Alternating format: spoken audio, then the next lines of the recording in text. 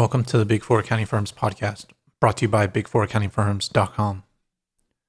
In today's podcast, I wanted to first discuss some pretty sad news that came out over the past few days about a Big Four accountant that was killed in New York City, and it was a Deloitte professional named Michelle Go.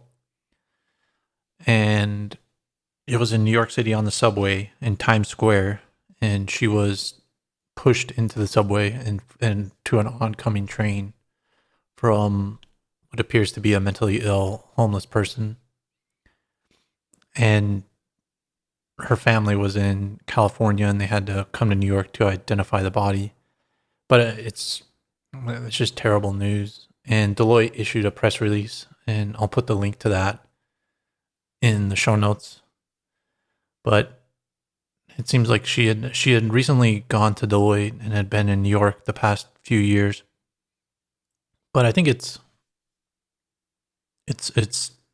terrible news, and I think it's just people got to remember that to remain safe.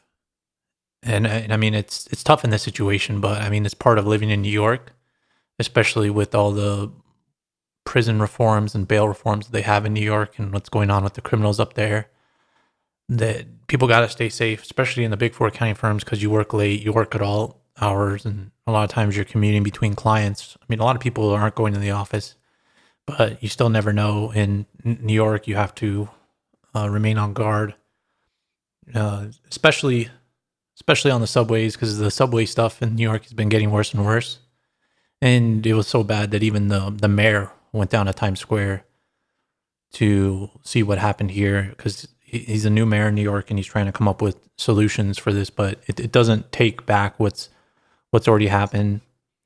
And I think the Big Four accounting firms have to look out for their employees, but they also have to, especially in New York and in some of these cities where there's terrible crime, the Big Four accounting firms have to be careful not to put their employees at risk and make them get into these tough situations, or they have to speak out. The Big Four accounting firms speak out on so much, on climate change, diversity, etc. That I think they have to begin to speak about this and get involved in communities where they have, because a lot of the press releases too are about her nonprofit activities and how she's involved in the communities. But the Big Four accounting firms need to get involved in this. Whether they get involved publicly or not, that's up to them. But either way, they need to take care of their professionals, especially this scenario, because this is just a person in Times Square, which is the middle of New York City, getting pushed in front of a subway by a mentally ill person.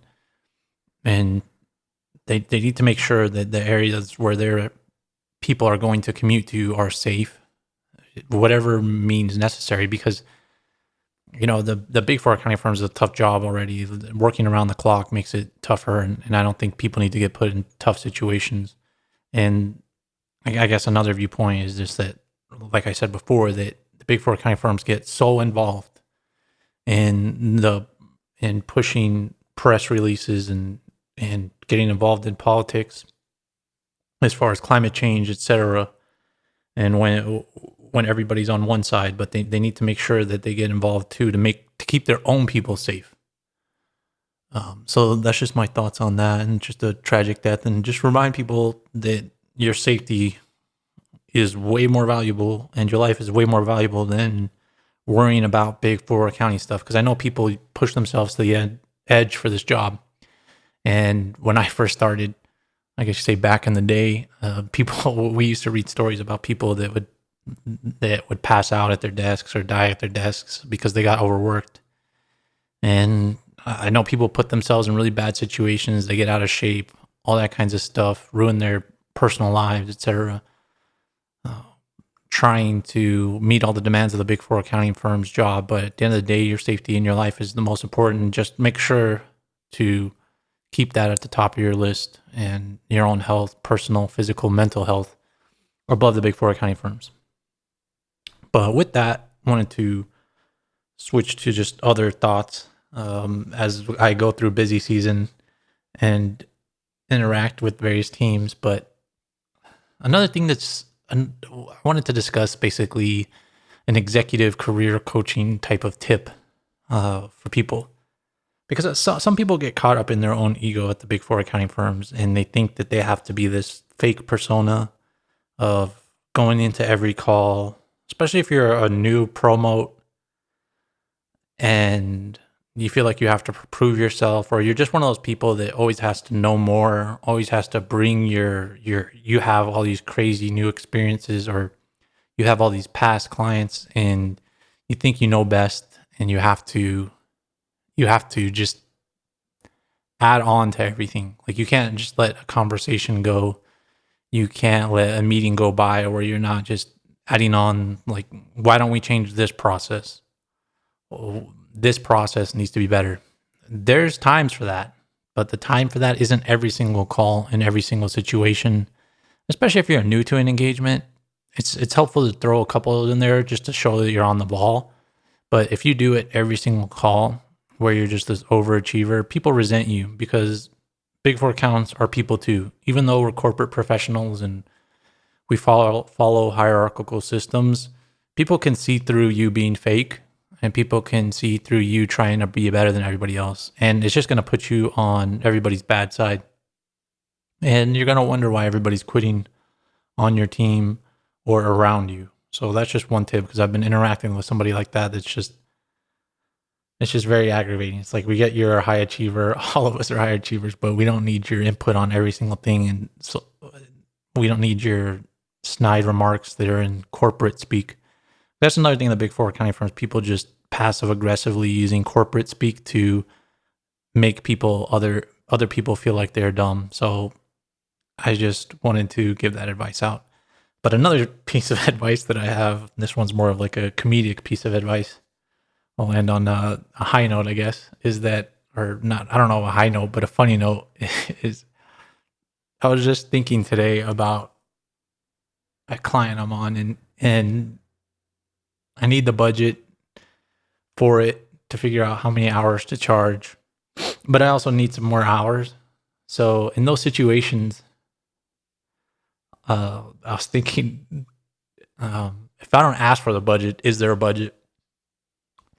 And I think that's the approach you have to take sometimes, because sometimes you even ask for the budget and you know you're going to go over right away. But if you don't ask for the budget and they didn't provide one, whether it's the people above you, the team that you're helping out, whatever, if nobody provided a budget, if you didn't go over it, if you didn't cover the budget, are you really going over it?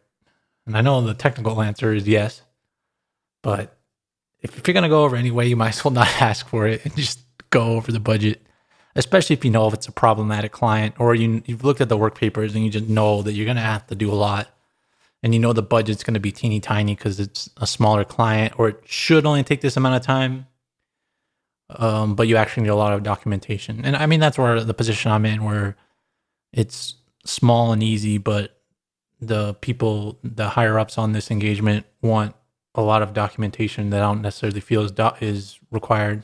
So I do think I would go over whatever budget there was. So in my mind, I can't go over the budget if I don't know the budget. And that's just my other tip of the day for people.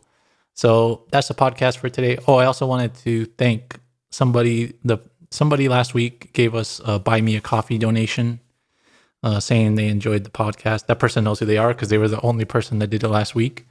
So thank you for your buy me a coffee donation. And other people are welcome to donate as well. The link is in the show notes, along with other useful links. For example, Boomer, which helps you with your Big Four interview, especially the online interview, if you want to check that out. And there's 10% off for that. And there's other useful links, including to our books and websites and stuff. So make sure to check that out. And thanks for listening.